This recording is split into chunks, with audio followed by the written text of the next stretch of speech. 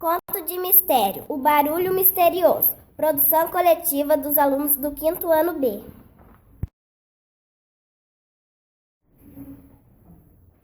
Dedicatória. Nós, alunos do 5º ano B, do ano de 2016, da professora Cidinha Toscano, dedicamos esse livro a Deus, o grande Criador, que nos deu a dádiva da vida e a graça de termos saúde para vivê-la. A nossa família, que é a nossa base e a maior riqueza da nossa vida. A nossa escola, que sempre nos acolheu com amor e carinho. A todas as professoras que nos ensinaram em nossa vida escolar, em especial a professora Márcia Angelita, que nos orientou durante esse trabalho. Aos nossos amigos, colegas que nos apoiaram nos momentos mais difíceis.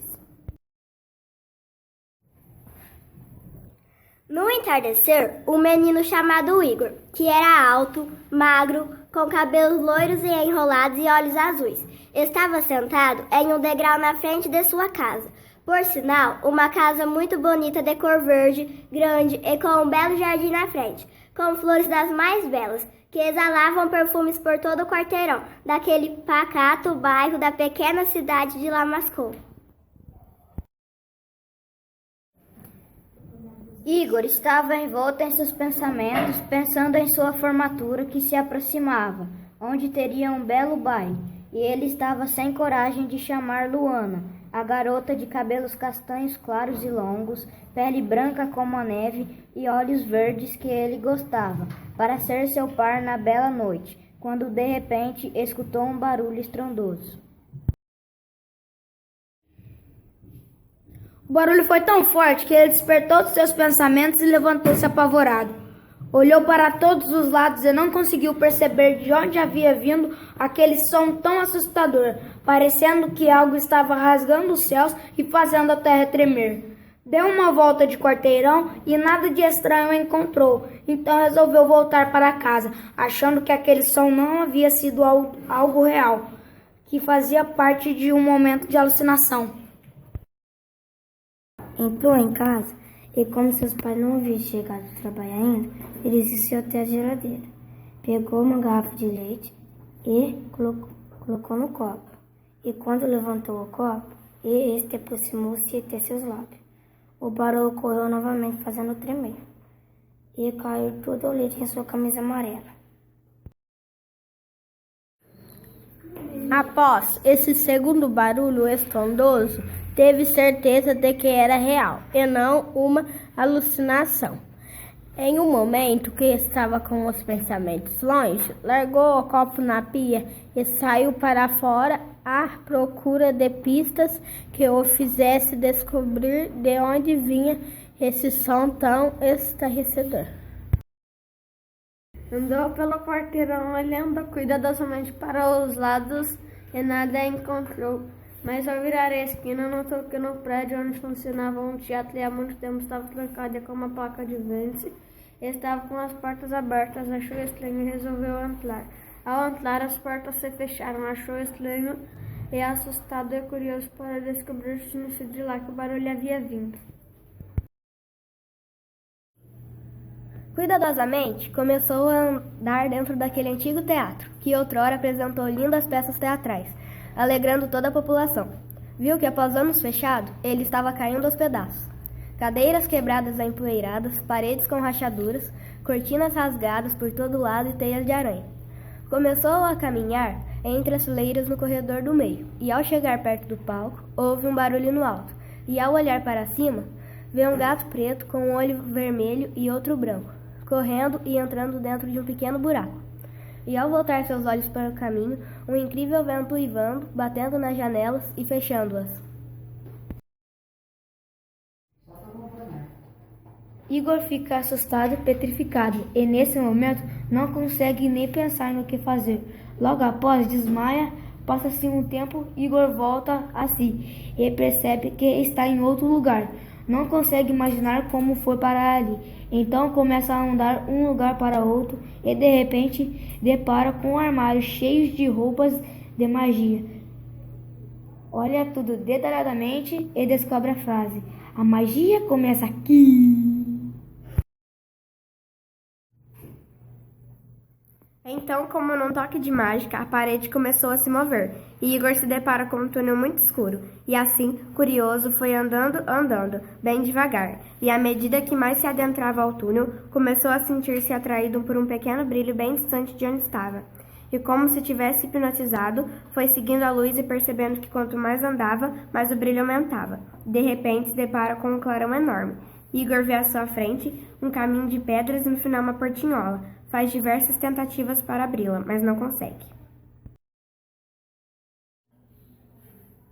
Então, pensativo, senta-se em uma pequena muralha, escuta uma melodia suave e a portinhola se abre. Igor entra e rapidamente se esconde atrás de uma coluna de pedras. Ele avista centenas de pessoas que estavam desaparecidas, que, hipnotizadas, extraíam diamantes, lavavam, lapidavam, enquanto outros modelavam e fabricavam joias das mais raras belezas.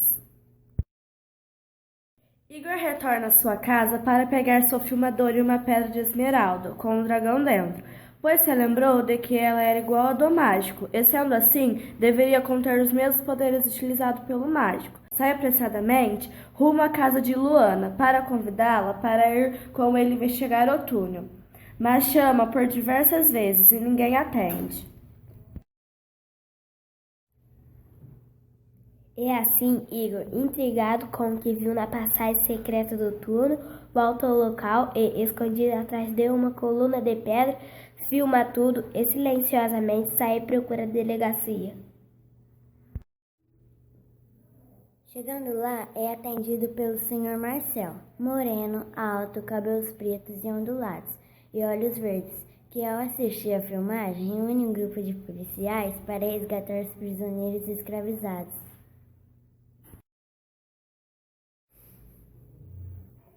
O investigador conversa com o grupo, orientando-os e planejando algumas estratégias e ações para colocarem em prática ao chegarem. Igor orienta-os durante todo o trajeto e um pouco antes de chegarem à Portinhola, eles avistam um grupo de pessoas sendo conduzidas pelo mágico Riquelme. E surpreso, Igor avista Luana e seus pais caminhando junto e hipnotizado, todos entram na mina. Igor, o detetive e os policiais esperam um pouco e invadem o local, cautelosamente pensando em pegá-los em flagrante. Mas o mágico os vê e aponta seu anel para o grupo, que começa a caminhar em direção à mina, seguindo as ordens do mágico malvado. Esperto como sempre, Igor consegue se esconder e ataca de surpresa o mágico, apontando para ele sua pedra de esmeralda. E nesse momento, com um grito esclarecedor, o mágico vai aos poucos se desmaterializando.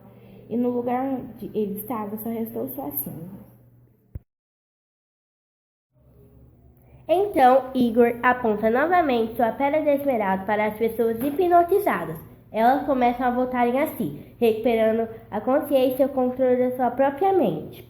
Luana correu para Igor, abraçando-o, mas não entendia o motivo dele estar ali. Ele começa explicando-lhe o que tinha visto acontecer na mina. E nesse momento, o tumulto das pessoas que saíram do transe foi aumentando tanto que o barulho atraiu a atenção de uma outra pessoa que estava em uma sala bem mais afastada, que dirigiu-se ao local e nervosamente e aos gritos mandou que todos voltassem aos seus postos e continuassem trabalhando. O investigador aproxima-se e dá-lhe voz de prisão. E ao tentar reagir, o senhor Fernando, loiro, alto, magro, de olhos castanhos, se depara com Igor, que, incrédulo, vê que era seu pai e começa a questioná-lo sobre o que está acontecendo, mas não obtém nenhuma resposta. Os policiais vão retirar as pessoas do local. O detetive algema o Sr. Fernando, levando-o para a delegacia para prestar depoimento. Os dias vão passando e o mistério sobre o porquê da exploração de tantas pessoas continuava. Até que certo dia, Paula, a mãe de Igor, uma linda mulher, alta, morena, olhos e cabelos castanhos, inconformada com a prisão e com as atitudes do marido, aos prontos implora-lhe para que ele lhe revele a verdade. Então, o Sr. Fernando, não suportando mais as súplicas do filho e da esposa, diz-lhes que contará toda a verdade ao investigador.